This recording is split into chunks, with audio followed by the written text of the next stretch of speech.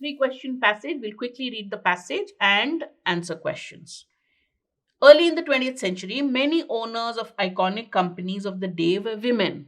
Okay, we had in the 20th century, early 20th century, there were many women owners. Iconic, huge companies, brand, big names had women owners. But men had little respect for women's ability to exercise their rights as owners to discipline company management. You might as well ask the clouds in the air to propel the road locomotives. William Cook, a widely read legal scholar, wrote in 1914. That shows you how much respect they gave women in those days. This combination, which combination? The feminization of capital and men's disdain for it has had repercussions, effects right up to today.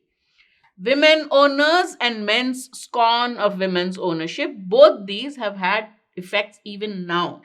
The lack of faith in women's capabilities as shareholders contributed to de emphasizing of a shareholder's role in running companies. Women were owners, they were shareholders. Therefore, what did men do? They de emphasized, they lessened the importance of shareholders in running the company. Laws and regulations came to rely instead on the stock market to discipline companies. The idea being that shareholders should exit companies if they're uncomfortable with how they run. Discipline will occur through stock prices. So, if the company is doing well, the stock prices will do well. You are unhappy with the way the company is run, you can go away. As far as the stock prices are good, our company is doing well. That's still kind of the way things work. Executives who are paid in shares and stocks options have an incentive to make the stock prices go up. Corporate governance law emphasizes disclosure, so shareholders have the information they need to decide whether to stay or sell. One problem: market based discipline doesn't work for shareholders if they care about things other than the share price, such as fighting climate change. So, shareholders, you look at the price. If it's doing well, you can stay. If it's not, you can go. But if you have other concerns about how a company is run despite owning it, you can't. That's the problem. If you allow market price to determine shareholding, then shareholders, if they have other views, if they're unhappy with, let's say, a company's attitude towards climate change, they can't do anything about it. Shareholders own the company, but their agents, the executives, efficiently control it. It's the people who are running the company who actually control it. Since so many shareholders were women, it was easy for male professors and executives to think of shareholders as passive and managers as active. Women, shareholders, passive. Men, executives in companies, active. That was the perception. Sexism was blatant for decades. This attitude was open for decades.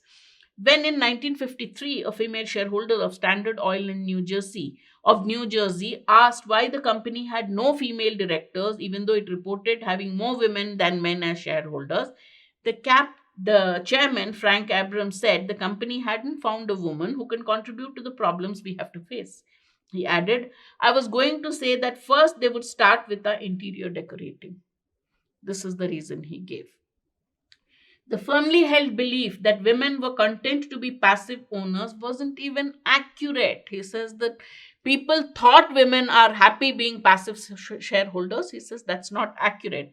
One can recount the activism of several women, including Wilma Sauce, who challenged corporate policies that required female employees to retire at 57 versus 65 for men, and was forcibly removed from an annual meeting of IBM for persisting in trying to nominate a female director from the floor. So there was women's activism. They did protest this, but nothing was done. The 1950s marked the beginning of the end of feminization of capital. But in 1915, even that feminization of capital started ending.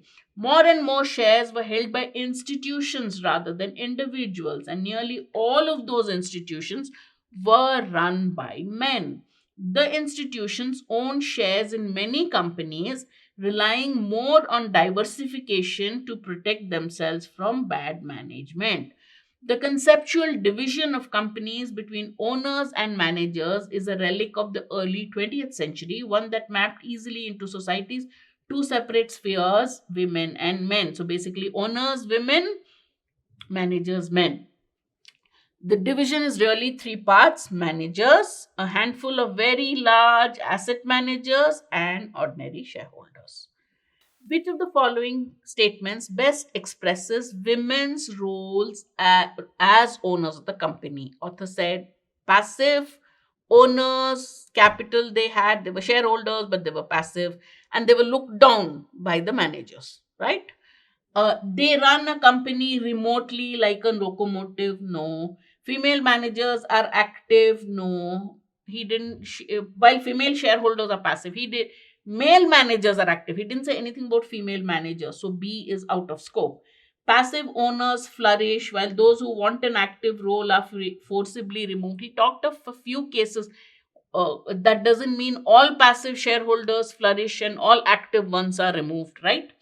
Women as individual shareholders are pitched against institutional shareholders. He didn't say that in the passage. He says now there are more institutional shareholders than individual. Doesn't mean women versus men.